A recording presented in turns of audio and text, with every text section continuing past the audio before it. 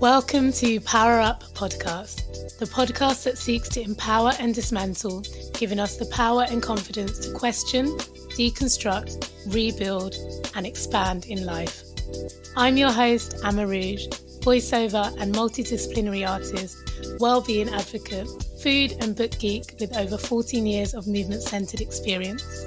I am your host, Ella Mesmer, artist, choreographer, yogi and coach with a passion for alchemy, creativity, transformation and workplace wellness. We recognise that we can't dismantle and empower or be empowered without first learning ourselves, diving deeper to unlearn the harmful, restrictive and unprogressive. It's an ongoing practice and journey for us all, which is why we created this podcast. Our show features guests doing the work to enlighten, deconstruct and power up in their own magical ways. We're going to be having conversations around the power of healing, transformation, well-being and creativity, and how they feed our personal and collective evolution, how they help us power up. We have the wonderful Celest Pereira in the house. Welcome. Celest pronouns are she, her, and Celeste is a geek that loves anatomy, neuroscience, and biomechanics. Just first big up for that. Amazing. Right? Celeste miraculously acquired her BSc honours in physiotherapy in 2009, despite dropping out of school at 16. Amazing human. I'm having to comment on everything because it's just so exciting. Celeste found learning at school really tough. However, now credits her ability to make complex concepts easy to grasp down to her learning struggles. She runs regular education-based workshops where she takes current scientific research, anecdotal evidence from senior healthcare providers and applies them to movement disciplines. So excited. She's currently studying neuroscience and learning how it can be applied to improve health. Yes. Beast. This is so exciting. I'm literally pushing. I'm dying. Welcome to the show. I'm just soaking it all up, ladies. I'm just like, stop it. No, stop it. Absorb. Take it. So I feel like that is an absolutely brilliant moment to just lead into. How the hell, Celeste, does someone like you suffer from imposter syndrome? Like, what the hell? It's a funny one, isn't it? It's a funny one. It's like, yeah.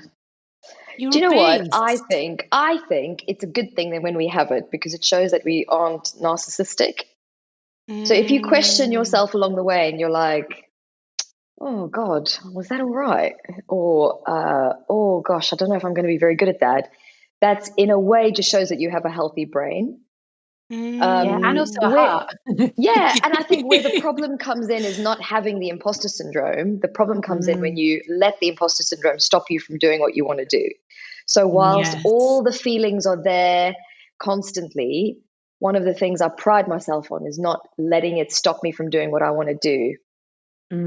Yeah, that's the crux, isn't it? It's a really key point. And I know that our listeners are probably like, how do you not let it stop you from doing what you want to do? It's about not caring so much about A, the outcome, or B, what other people have to say, because ultimately that it always boils down to fear. And I think if you can at least start by knowing that it is fear and understanding that the fear is obviously of something that doesn't exist, because how many times have you thought, oh gosh, I can't wear this. It's a bit much. You know, maybe this is a bit too revealing or a bit too, going to show my cellulite or whatever. And I challenge any of you to tell me when you've ever looked at another person and thought, oh, she shouldn't be wearing that. She's got a bit too much cellulite. You would just not do that. And let's say you know someone who does do that. You probably not want to be their friend. You'll probably be like, what an ass. I never want to spend time with that person. You know what I'm saying? So true. So if you really don't want imposter syndrome to stop you, you just have to make sure that you understand that it is really just fear of what other people are going to say. But if people have stuff to say, you probably don't really care for their opinion anyway. I love this. Can we all just, I want to just sit here and drink a tall glass of Celeste. I love that.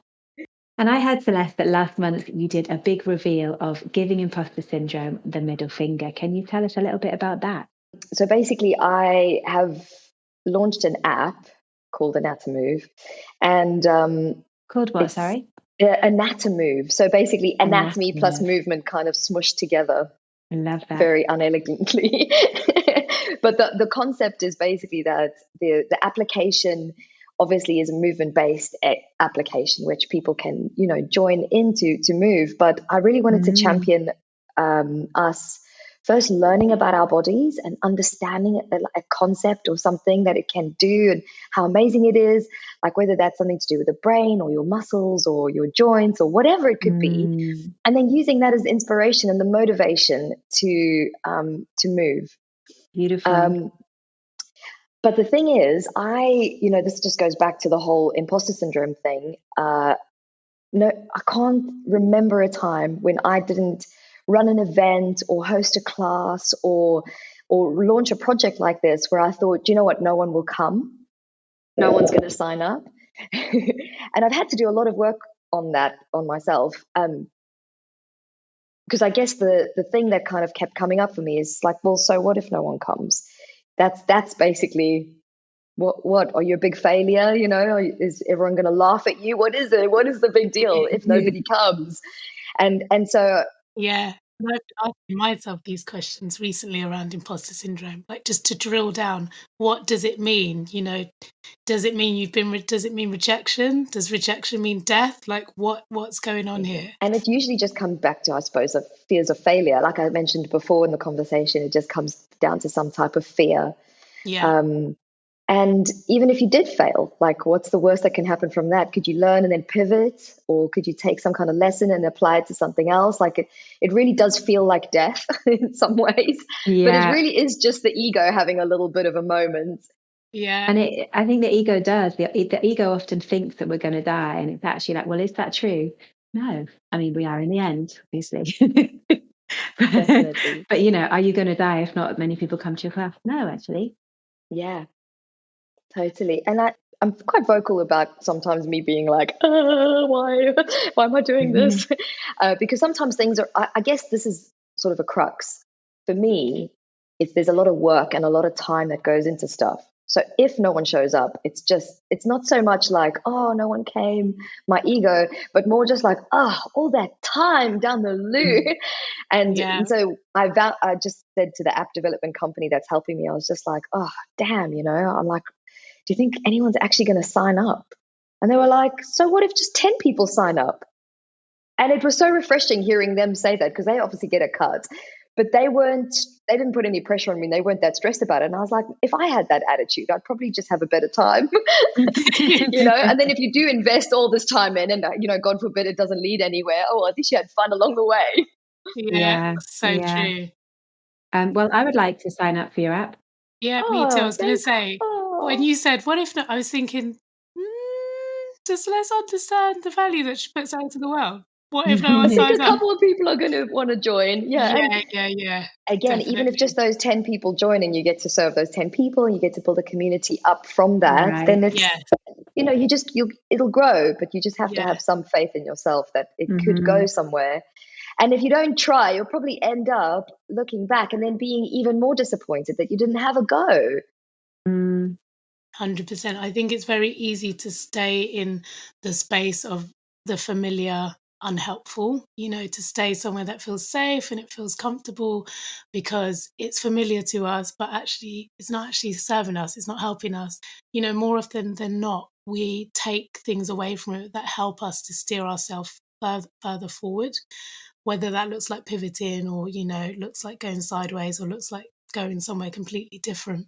Yeah. Well, that's the thing. If you don't get started, then there's nowhere to lead or to go on from. It's like we often think of things in a very linear fashion, and I sort of blame the way school has put us in desks in rows and made us stand in lines. And so we feel like A equals B equals C, you know, and also kind of the trajectory of most people's lives is that they go to primary school, followed by high school, followed by a gap year, followed by university, followed by going into full-time work. And if we weren't so rigid in our application of these concepts, then potentially we would enter the working world realizing that things are more fluid and dynamic, and that it's quite fun not to follow the ordinary path. And, you know, for me in particular, I went to university later than most of my friends because I first wanted to go traveling.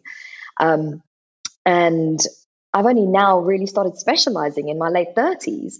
So, but I would never have known I wanted to do what I do at the level of passion and dedication had I not at least begun the journey in some way, shape, or form back when I did. Brilliant. So, yeah, I think it's important to just get started. And I think the big issue as well, just talking around kind of things that hold us back, is really this attachment to the outcome. Yeah. And as opposed to just being fully invested in the process. And, you know, a lot of times when we do look back from our deathbed at our lives that we've lived, we don't tend to think of the big wins. You know, we do think of the little moments and the precious moments with friends or family or pets, or you know, those moments at the top of a mountain, as opposed to, oh, you know, I made this much money, or so many people signed up to my app. You don't really remember that stuff. Yeah, but we right. put so much importance in it, and rightly so. We do need to earn a living. We do need to, like, I mean, for example, when you're self-employed, you don't have a pension, so you do need to have some of that logical brain anchoring you. But at the same time, I think the amount of attention and weight that we deliver to those concepts, I think, is outweighed by what really matters. Yeah, 100% agree. And Celeste, do you have any recommendations for kind of any tools that our listeners can use to overcome or manage imposter syndrome if they feel like it's something that they're struggling with?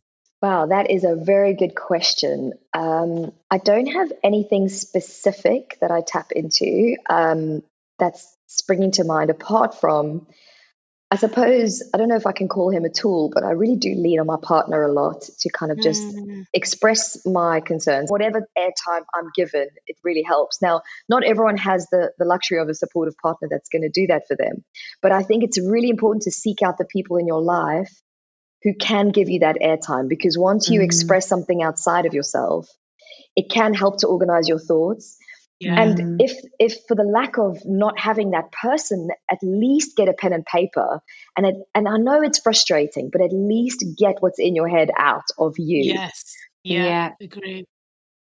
And I wanted to ask about your journey, Celeste, because, you know, what a journey. Like, you say that you dropped out of school at 16. Yeah. Like, what was the journey between that moment in your life to, you know, now studying neuroscience? It's quite a big journey. That's quite a long time now. 20 years, but 22 years, Jesus. So I struggled at school academically. It was just a lot of sitting down in a room, having to pay attention to unengaging teachers. I love them all as people, but where did you grow up, Celeste? In South Africa. So I went to in a town called Richards Bay, and we went to a state school. And I think that teachers were just on such low salaries. Like there were so many of us in a room, and I was a rebellious teenager. And furthermore, learning more about myself as someone now, I know that I have dyslexia and quite high levels of ADHD. Like sitting in a room and having to listen and absorb information, and then going away and sitting by myself to read that information, and then sitting down to write it out, and then sitting to do the test. I mean, as someone who likes moving around and being outside, it's just not a conducive environment for learning. Nope. And I actually, it sounds like I came from this really tough background. You know, I dropped out of school. I maybe just hammed it up a bit in my bio. But the truth is, I have a very supportive family. And I just said to my mum, I think I'm going to homeschool. She was like, do you really think you could do that? I said, it'll just feel good to get up every 5 minutes and move around. She was like, okay, cool, let's try it out. What an amazing mum. Yeah, they were great. My family were awesome. But I spent a lot of time just dancing around my room, not actually doing any work. So then I said to my parents, look, things were quite rough in South Africa at the time. My dad had lost his job. My brother had just left school. So we decided to move to England. And it was in England where life was significantly more challenging for lots of different reasons. But I decided I'm going to earn money. And I thought I was going to be a millionaire working at McDonald's. And there was a lot of, that was quite tough because I did long shifts and I did 7 days a week, but so much character, so much great. It was a good experience. But being again part of this very supportive family, my dad and my mum were like, well, what do you really want to do? And I was like, oh, I really love to dance. So I went to a performing arts school. But where was that? That was in North London, just like a little tiny performing arts school. But the standard in England versus South Africa, I mean, it's just oceans apart from and then I discovered that actually I didn't know at the time, but having dyslexia and ADHD meant that picking up routines quickly enough for something like an audition was a real challenge for me, and a challenge I didn't overcome quickly enough because I had no money. And so I had to start earning. And so I decided just to work in a gym, and it's there that I met a physio. And I spent a bit of time thinking, if I really had to do something that I love, what would it be? And I thought, I love the human body just so much. And I've got so much passion for it. I'll dedicate to that. And again, not because I'm brilliant, but because I live in England. England is a country that supports adult learners who haven't finished school. And so I was able to do something called an access to science. And again, huge support from my family. So my story does look like I'm this little fighter swimming upstream. And I do have a bit of that in my character. But I think to all of the people out there who are fighters swimming upstream, it is harder without the support of family. And if you're not getting those wins and you haven't managed to go back to school, or you haven't managed to crack the nut of life, just know that you are doing your utmost, your best. And yeah, it's so hard. It's so hard to make a success of life. This life is so expensive.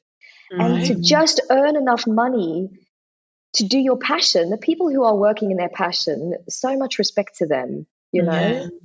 So I just want to say that caveat, because it's easy to listen to someone talking and going, wow, I'm really trying. And it's just, I'm not quite making it. And just know that you are doing your best and you are so inspiring for what you have achieved. Because I don't think I would have gotten to where I am without the support that I got. Because I went to university and yes, I was still worked really hard, but I had financial support from my parents paying for things like at least my rent. And then, of course, my degree actually was funded by the government because a healthcare degree was funded by the government. So I didn't walk out of school with huge oceans of debt, you know, and all these things are what holds people back. Yeah. And that fuels imposter syndrome. Yeah. You know? So it's a difficult cycle, especially that women, I think, get caught up in. So I wanted to throw all these caveats into the mix of this conversation because I don't want to make it seem like it's easy. Yeah. Because I think without that support, I honestly don't think I would have ended up where I am. Big ups to that and respect to your family. And well, maybe, but who knows? Who knows? But if you're struggling, I want you to know it is hard. It's really hard. And you're doing the best you can. Thank you for sharing that, Celeste, because I don't think we talk about the how enough in society. We talk about our journeys generally, or we talk about our big achievements, but we don't often talk about how we got there and what situations or experiences allow us or afford us a privilege to make that journey more easeful that others may not have. So thank you so much for sharing that with us. Yeah, thank you for sharing that, Celeste. So how can we give imposter syndrome the middle finger? I think it's just by starting to really know that you're doing your best within the parameters of what you've been given in this life. Know that you're doing your best and be so grateful for the little wins, like the little things. So I woke up this morning and I got up as my alarm went off. I didn't snooze it 10 times. Yeah. And I did a 10-second cold shower at the end of my hot shower. Yeah. And then instead of getting on my phone, I went outside for a short 5-minute walk, and I just took a few deep breaths. And then I came in, and instead of, skipping, eating something unhealthy for my breakfast, I made a juice. Like, these are little things.